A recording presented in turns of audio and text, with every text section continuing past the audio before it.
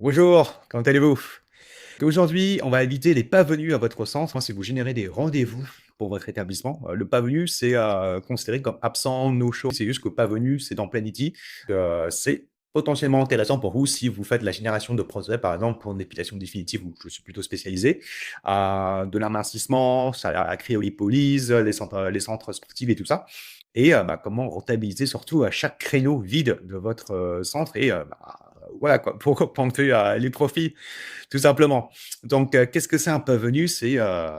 On peut considérer ça comme une personne qui vient pas, mais c'est surtout sans prévenir. Et là où c'est compliqué, c'est que c'est pas, on va dire que c'est potentiellement un problème de qualification où on qualifie les mauvaises personnes, on cible les mauvaises personnes avec la publicité, où on attire, où le marketing fait que ça attire des gens pas qualifiés. Mais c'est souvent une personne qui pose rendez-vous chez vous, elle connaît potentiellement plus ou moins le tarif et qu'elle ne vous prévienne pas, même si elle n'est pas intéressée, c'est qu'il y a un côté où il y a un manque de respect et donc le cadre, il n'est pas respecté. Et donc, ça crée des problèmes fondamentaux de commerciaux tout court. C'est que déjà, il y a le ghosting. Donc, c'est les gens qui annulent à la dernière minute et tout ça. Bon, d'une certaine manière, on vous respecte pas. Ensuite, il y a l'impact opérationnel. C'est du temps perdu, notamment si vous avez la charge salariale. Donc, c'est des gens que vous payez pour attendre un fantôme, d'une certaine manière. Et ce qui fait que ça diminue les ventes et surtout le profit. Et l'enjeu, c'est, on va dire, c'est pas vraiment de réduire le taux de conversion, le taux de présence, mais c'est surtout d'avoir la maîtrise du cadre et au fur et à mesure, filtrer ces personnes-là qui vous font perdre du temps et donc, d'une certaine manière, vous concentrer sur ce qui a de la valeur sur votre entreprise et donc les clients qui dépendent chez vous et comment bien les servir. Là où c'est important, c'est surtout au niveau de la psychologie, la méthode que je vais vous proposer. Elle vient des commerciaux, des closers, de vendeurs de formation. Donc, je m'inspire énormément d'eux parce que eux, de leur côté, sont dans un milieu très, très, très, très, très concurrentiel. Ils sont dans un marché hyper saturé et donc ils ont des procédures de vente plutôt bien finées. Je l'ai adapté pour un centre, on va dire, esthétique, business local, qui diffuse la publicité autour de 40 km de rayon. Et donc, c'est important d'avoir on va dire, de gérer, on va dire, un niveau psychologique, c'est parce que d'avoir une posture comme je vais vous présenter là, en fait, c'est que ça vous évite de tomber dans le piège de la demande. C'est-à-dire que, par exemple, pour une personne qui vient de pas, si, en fait, vous montrez que vous avez besoin de cette personne-là, en fait, vous êtes perçu comme désespéré, donc il vous repoussera automatiquement. Ensuite, il y a la dévalorisation invisible. Donc, quand vous courez derrière le client, en fait, ça dévalorise aussi votre valeur perçue. Et vous êtes comme une communauté, comme ce vendeur de tapis qui veut à tout prix vendre quelque chose, et ce qui fait que vous n'êtes pas indispensable. Ce qu'on veut faire, c'est l'inverse, un peu comme, vous savez, dans le luxe, où on va faire la gueule sur les photos, ça crée une distanciation, et donc ça va créer le désir. On n'est pas dans le même milieu, on joue pas sur le même type de marketing, mais fondamentalement, ça doit paraître la même chose. Et ensuite, vous, comme vous maîtrisez le cadre, vous posez vos limites claires à ce prospect-là et vous affirmez votre professionnalisme. Comme ça, vous créez un dynamisme de respect mutuel qui attire les bons clients aussi, parce que souvent, un client, il est que ça soit professionnel, bien cadré. Ensuite, c'est là où c'est intéressant, c'est que pour pouvoir avoir ce cadre psychologique-là, on va rajouter une procédure qui est le filtre des 24 heures. Donc, c'est une procédure qu'on fait tout le temps, qu'on applique maintenant et qui justement permettent d'éviter justement les absents. Donc, le fil des 24 heures, ou potentiellement 24 à 48 heures, c'est surtout ça, c'est qu'on appelle systématiquement le prospect, on tente un appel et on reconfirme sa venue. Éventuellement, si cette personne-là a pris un rendez-vous en automatique sur Planity, par exemple, et pas par quelqu'un au téléphone pour poser le rendez-vous, donc il n'y a pas eu de contact humain, c'est là où c'est intéressant, c'est de requalifier à cette personne-là, lui reposer quelques questions pour pouvoir justement l'engager et augmenter ses chances qu'il vienne et surtout commencer.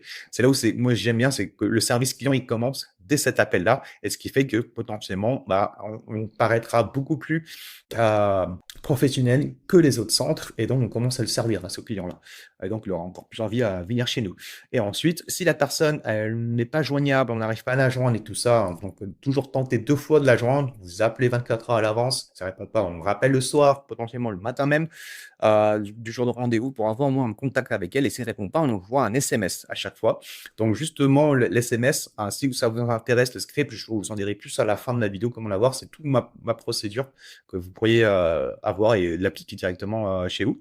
Et donc, en fait, on lui envoie un SMS pour lui dire: «Est-ce qu'on peut donner la place à quelqu'un d'autre?» parce qu'il y a d'autres personnes qui sont motivées. Donc ce qui fait qu'on montre aussi qu'on n'a pas besoin d'elle et donc forcément, ça lui donnera envie de répondre, ça donne bien envie, forcer un peu la réponse et voilà, si elle ne donne pas de confirmation, bah, on lui envoie un SMS aussi qu'on libère sa place et ensuite, voilà, comme ça, vous montrez aussi que tout est carré le jour J, donc grâce à ce filtre, vous voyez, vous éliminez, une grande partie des absents, parce que c'est pas des leads qualifiés, voilà. Ne perdez pas votre temps avec et comme ça, le jour de rendez-vous, bah, tout le monde est prêt et comme ça, vous augmentez aussi, les chances qu'une personne qui vienne et qu'elle va dépenser chez vous. Ensuite aussi, on a des cas où, la personne n'a pas confirmé ou nous a pas donné signe de vie, elle vient au rendez-vous.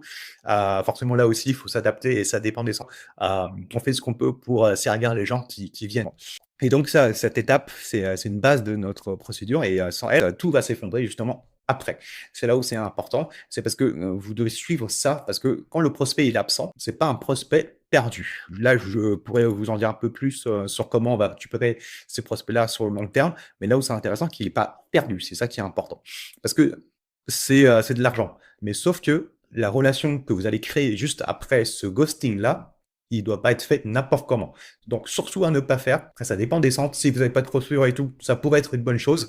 Mais si vous faites ce que je vais te dire là, justement avec des procédures un peu plus commerciales, ça pourrait être contre-productif. En règle générale, quand un prospect lui top un client à 5 minutes de retard, bah en fait, en règle générale, l'esthéticienne, la lasériste, votre employé va appeler le prospect. Donc ça, je dirais, si vous n'avez pas de procédure ou quoi que ce soit, c'est mieux que rien.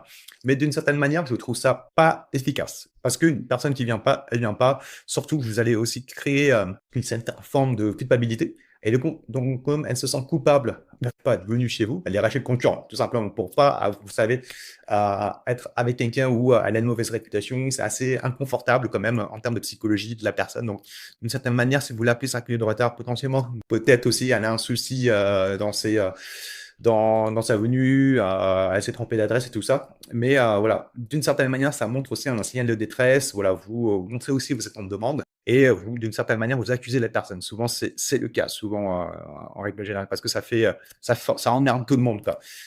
Et donc, la bonne attitude, c'est surtout préserver cette relation-là et la développer plus tard pour justement montrer que vous n'êtes pas quelqu'un qui va chercher à tout prix à l'accuser. Donc, si vous avez bien suivi la procédure de pré-rendez-vous, la bonne attitude qui va suivre ici, elle va faire sens. Elle sait qu'elle a un rendez-vous. Potentiellement, si elle arrive en retard, elle va vous appeler. Si elle est vraiment, vraiment, vraiment sérieuse, polie même, je dirais, elle vous appellera. Si elle a un souci de retard ou si elle est dans des bouchons ou quoi que ce soit, c'est pas très grave. Vous pouvez l'accueillir quand même. Mais voilà, c'est pour ça que j'évite d'appeler parce que souvent, c'est des gens qui sont sur le chemin et ils sont en retard seulement.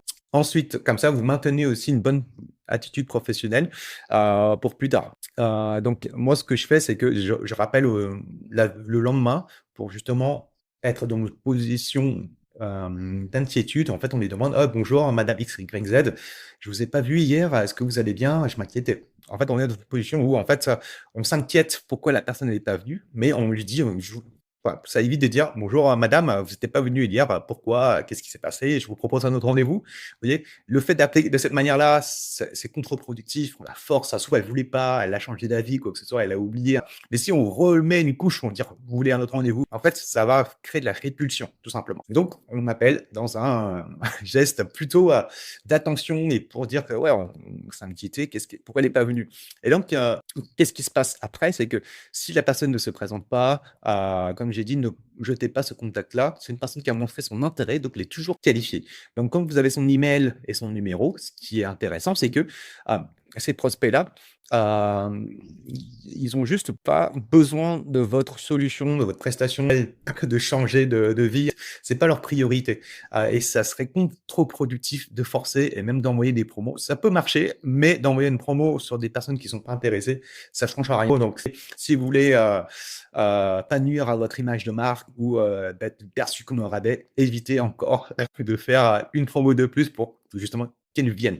Quand le timing va s'aligner avec leurs besoins, c'est chez vous qu'elles viendront avec les procédures que je vous en parlerai. Et donc, pour stimuler, ce timing, c'est que vous pourriez faire un système de relations rentables comme, j'en avais discuté précédemment. Donc je vous mettrai le lien de cette vidéo-là qui détaille un peu plus, dans un autre contexte pour que vous, de votre côté, vous puissiez mieux vous projeter dans le processus. Donc on va faire, de l'email marketing, donc une newsletter régulière avec des contenus, qui soient pertinents, d'actualité pour le centre. Comme ça, on peut justement créer cette confiance avec du contenu Instagram éducatif qui va vous positionner comme expert. Donc, ce qui fait que, voilà, il y a du contenu, il y a de la relation, vous êtes pertinent, comme ça, vous restez dans la tête de la personne sans être rébarbatif ou sans être au rabais.